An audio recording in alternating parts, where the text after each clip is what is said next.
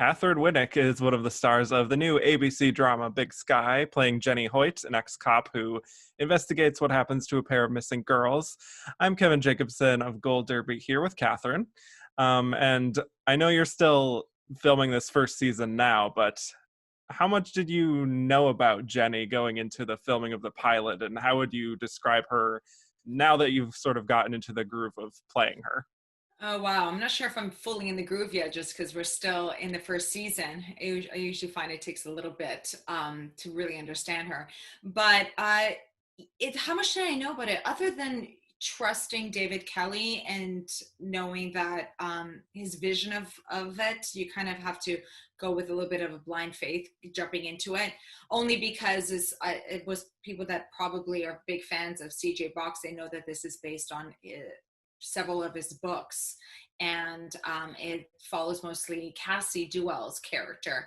Jenny was in one of the books, and is such a prominent character, more of a partnership with Cassie as well. So it's a bit of a added on character that is not necessarily in the books, but now is in the series. So I've learned a lot, just to add to that. It's one of Right. those things that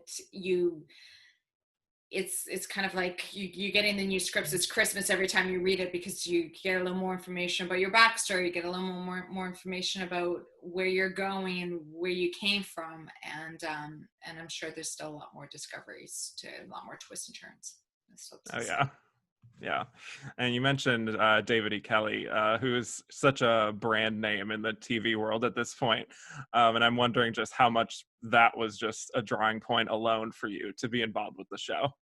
Truthfully, that was probably the main driving point to sign up. It was not something I was really interested in doing, is to jump onto another TV series. I was really coming off of a show called Vikings for 7 years, really, of my life in Ireland, and I had a few movies that I was finishing up last year with Sean Penn, and another one with Tommy Lee Jones and Eric Eckhart. So for me, it was really just finding strong material. So when David E. Kelley comes calling and offers you a role, it's one of those things that you pay attention to, and you trust that it's going to be great, and he's going to write you strong women characters that are also flawed, and I'm excited to be part of it. Yeah, and your director for the first two episodes was Paul McGuigan, who was nominated for an Emmy for directing Sherlock. He's been in the business for a while now. So what was he like to work with to kind of help establish not only your character but just the whole tone of the show? Oh, Paul's fantastic. It's one of those things. Also, as a director myself, I really certain directors really inspire you, and I can honestly say that he's one of them. He definitely inspires me as an actor, but also as a young director. And he's very, I, I would call him a visionary. He sees things a certain way and pushes for them in a non-conventional way, really breaks the mold of television storytelling.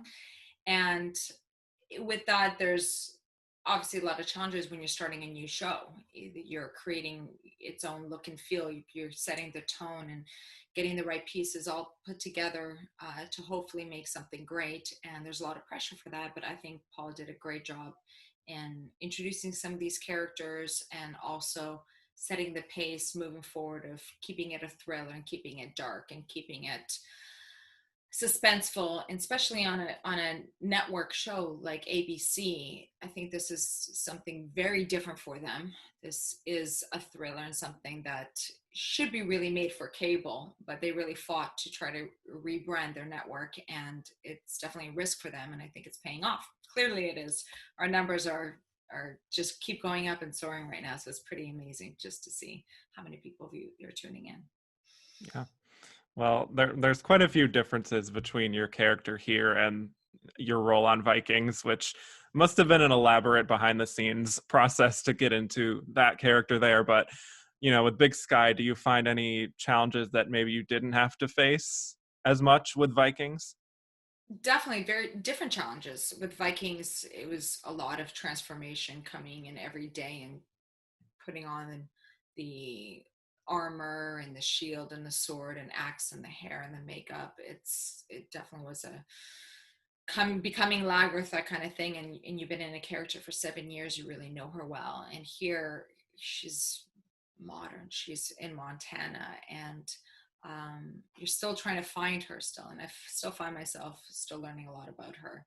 And there's the challenges also, just in terms of COVID. It's more different shooting now. You're trying to get to know your crew members, who are your camera operators, and your hair and makeup, but you don't really see their faces because they're wearing, you know, actually eyes are protected, and pretty much from the nose down covered up in masks. So it's a little strange to be able to bond under those circumstances, but it's also, once you get through that, it's could be really rewarding as well. So when you see them eating once in a while in a corner, you're like, wait, that's what you look like. You know, you don't Right. really you don't really know who you're working with, but we have a great group on set right now, and I'm excited to get to know them even more. Well, Hope. yeah, speaking to that group, you have such a great cast around you, but from what we've seen so far, you've been primarily working with Kylie Bunbury as Mhm. Cassie, who Jenny has some baggage with for personal reasons. What's that been like to develop that kind of complicated relationship with Kylie? It's interesting. First of all, Kylie is a wonderful human being, so warm and outgoing and friendly, and a talent in her own right, and very strong and independent, like I am. So there's a lot of mutual respect there. And we're just, as characters, completely opposites in a lot of different ways. And Jenny is definitely a little bit more impulsive, definitely one that wears her heart on the sleeve a little more, and is, I would probably call her a woman unhinged. Whereas Kylie's character Cassie is more, she would probably describe herself as intuitive, and harder for emotions to reach her emotions, or harder for her to really lead with them, because of her backstory with her husband. But you can speak to her all about that. I'm sure she would love to talk about it. But I think it's really important to highlight is that there's two strong women characters, and that you haven't really seen that on television. The books are based on Cassie, but it's really nice to see these two strong women that have that tension with the love triangle and being in love with the same guy, but come together and help solve these cases and help find the missing teenagers. It is one of the things that is important to also say, that the stories doesn't end there. CJ Box has several different books with several different cases, and that they really tried to, I was speaking to Ross Feynman this morning, they really tried to keep the pace moving. And especially now that there's a lot of people that are, it's highlighted with binge watching, and there's a different tone in how we tell stories now in terms of pacing, that we got to keep it moving all the time. And instead of taking a whole series or a whole season to have an open and end close of a case, we're trying to do it in half that time, or in series of 8, and then move on to the next book right after that. So I'm excited to jump into the next storyline. Yeah, absolutely. Well, if I may issue a quick spoiler warning here for anyone who hasn't seen the first episode, go watch that, then come back to the chat. So you have another co-star, Ryan Phillippe, who plays Jenny's ex-husband, but he does not continue past the pilot from what we've seen. Were there any discussions between the two of you about, like making that relationship have a history to it, even though we weren't necessarily going to see much of it past the pilot? I really wanted to establish a strong history, just because it is the reason why Jenny goes on to be a partner with Hoyt and Duell, and when she's a partner in the private detective firm. It was important to show that they had a strong love there as husband and wife. And it's hard to do in such a small, in one episode, especially when you only have 44 minutes of television, and have to get through our pilot. But I know we shot a lot of it, and hopefully even in flashbacks it will be, his presence will be there in some form or another, that will help show that there is a strong bond. But he was great to work with. We always knew from the beginning that his character was only going to stay for one episode, but I thought it was a really bold choice for ABC for marketing to use it as a shock factor to advertise the triangle, me, Cassie, and Cody, and as the stars of the show, even though we killed off our main actor in day one, really our first episode. Bold Yeah. plan. But I think with that, it also was a risky choice because as the shock factor it is, a lot of people felt maybe a little bit like, oh wait, you advertise it this way, what is this show really about? And I think that they need to tune in for a few more weeks to really understand the entire premise of what we're really doing. Yeah, I mean, it floored me. So,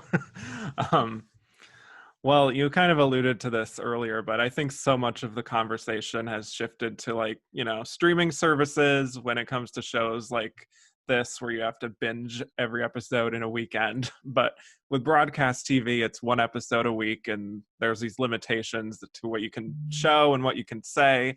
But I think that this show has so many of the same elements that people look for, but they might not give it a shot because they assume that network TV is a certain thing. So what would you say to those viewers who might be missing out on a show like this that they might actually enjoy? Truthfully, I think you should DVR it and watch if you don't commercials and get fast forward through the commercials. It's always a little daunting, and then that model of network television is a tricky one because you get so invested into the show, and then all of a sudden you have to stop for a commercial break and advertise a laundry detergent or this and that, and it kind of takes you away from really getting in there and staying with the characters and staying with the storyline. And I think that was one of the concerns for even David Kelley. He saw this originally as a cable show, and the format is different on network. But with that, it also gives an opportunity to reach a lot more of an audience right away. So because of obviously the network model, so if we can break that taboo of that you can be invested in these characters even if it has many commercial breaks, that I think it's something that we haven't really seen, a suspense thriller and a character-driven plot on television, a network television, that often. So, yes. Do I prefer not to be interrupted by commercials? 150%. Yes. I wish we didn't have those commercials, but it is ABC, and that's their framework. And hopefully now that the good news is the numbers just came out in week 3, and we doubled our numbers from live audience. So that really shows that the model is shifting, that even though it airs on Tuesday at 10 p.m., more people, if not equal amount of people, are tuning in on Hulu or on their DVRs and watching it at their own time. And so those numbers, those Nielsen ratings, don't really have much validity even now. So it's really that people want to watch in their own time, and this is a binge-worthy watching show on network. Yeah. Plus, it kind of builds the conversation week to week. It does, and that's another positive thing, is like you have to wait a week. Let's see, are you going to come back? Right. You're going to talk about it with your friends on your next quarantine Zoom chat. Glass of wine, like it's that is really exciting to have the water cooler talk back in the olden days that we did that's how shows, and it's all word of mouth, and that anticipation when you're tuning in for that live performance, and hopefully that live audience will continue to grow, and also people that are too busy on the Tuesday night can also catch up at their own time on their DVRs or on their subscription channels. Right. Well, since we're an awards website, I have to mention this. You were nominated for a Critics' Choice Award back in 2015 for Vikings. Then you just got another nomination from the Critics' Choice Super Awards, which is the spinoff of the Critics' Choice Awards. What has that meant to you to get that continued recognition, not only from awards groups, but from fans of the show who've watched from the beginning? This one was really special to me because I got nominated by the critics. They're the toughest. And it was so amazing to be nominated twice, especially for my last season as Lagertha. that really, I was blown away when I got nominated, and even more blown away when my co-star got nominated as well, because I directed him in his final season, which I know for that I got a strong performance in episode 8 for season 6. So Alexandra Ledwig also got nominated for Critics' Choice as well on Vikings, and after episode 7, I actually directed episode 8, and it was really his big downturn and his downfall as Bjorn, and nothing made me happier just to hear that he got nominated and I was part of his journey somehow. And it's really rewarding to have people recognize your hard work and feel that you are getting worthy for a nomination. But that makes me happy, whether win or not. Well, it's just nice to be in a category of mutual actors and actresses that you respect and admire. Yeah. Well, Vikings is ending now after 6 seasons. You're one of the few actors who was on for all 6 seasons. So how does it feel when you kind of look back on that journey and now to see it reach its conclusion here?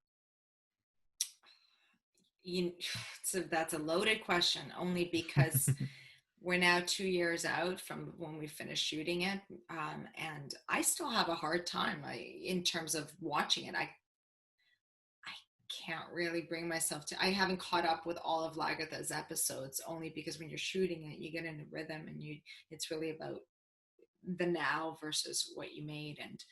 And coming off the show, it was too I was too attached to it to go into watching it right away. So I promised myself I will get a chance, and I think this might be the year, the pandemic year, to catch up on all 6 seasons and actually see the hard work, which I'm excited to see. I haven't actually seen it all, but I'm very proud to be part of such an incredible show, and that it was written by Michael Hurst and such phenomenal actors. It really was new and fresh on television at the time, and I think it's did a lot for women's movement also too. Lagertha playing such a strong feminist icon. I know when the Me Too movement happened, there were a lot of fans that reached out and really identified with Lagertha and how Lagertha's characters helped them get through some very tough times.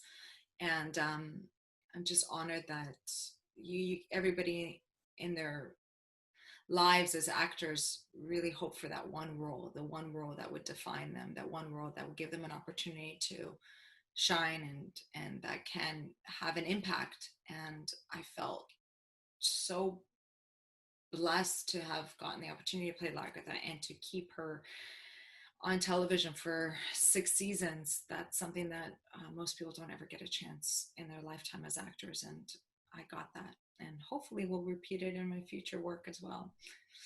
So yeah, maybe Big Sky. Maybe Big Sky. Yeah. Well, Katheryn, thank you so much for talking to me today. So much for your time.